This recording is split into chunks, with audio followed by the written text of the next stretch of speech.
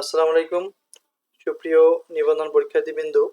Already আপনাদের অর্থাৎ যারা শুধুমাত্র প্রিলিমিনারি পাস করেছে তাদের মোবাইলে একটি মেসেজ চলে আসছে। আবার অনেকের মোবাইলে মেসেজটি যায়নি।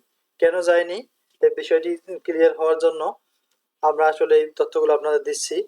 এবং অনেকে জিজ্ঞেস করতেছে যে আমার মেসেজ আসলো না কেন, অনেকের মেসেজ আসলো আবার অনেকে আসলো না কেন। সো চলুন আমরা এই কনফিউজটা দূর করি। সবার মেসেজ আসলো, আমার মেসেজ আসলো না কেন। রিসেন্ট একটি মেসেজ প্রায় সবারই আছে যা এনটিআরসি কর্তৃক পাঠানো, আবার অনেকজনের আসেনি। তাই তারা দুশ্চিন্তা করতেছে যে আমাদের মেসেজ আসলো না কেন। আসলে যাদের কোড আপডেট হয়েছে মূলত তাদেরকে মেসেজ দেওয়া হয়েছে, কিন্তু যাদের কোড নিয়ে প্রবলেম নেই তাদের মেসেজ দেওয়া হয়নি। 307 ও 329 এই কোড দুটির প্রবলেম ছিল ও ভৌত বিজ্ঞান সাবজেক্ট কোডের প্রবলেম ছিল। তাই তাদেরকে মেসেজ দিয়েছে যাতে তারা তাদের সাবজেক্ট অনুযায়ী রিটেন প্রিপারেশন নিতে পারে। কিছুদিনের মধ্যে আপনাদের এডমিটের মেসেজ আসবে যা সবাইকে প্রেরণ করা হবে।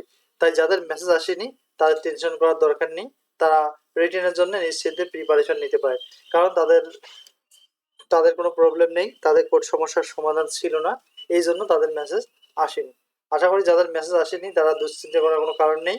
কিছুদিনের মধ্যে আপনাদের এডমিটের মেসেজ আসবে, ঈদের কয়েকদিনের পর আপনার হয়তো এডমিটের মেসেজ আসবে যে সবাইকে দেওয়া হবে। আর মেসেজ না আসলে কি করণীয় তা আমরা গত ভিডিওতে দেখিয়েছিলাম, আপনারা চাইলে ওটি দেখিয়ে আসতে পারেন।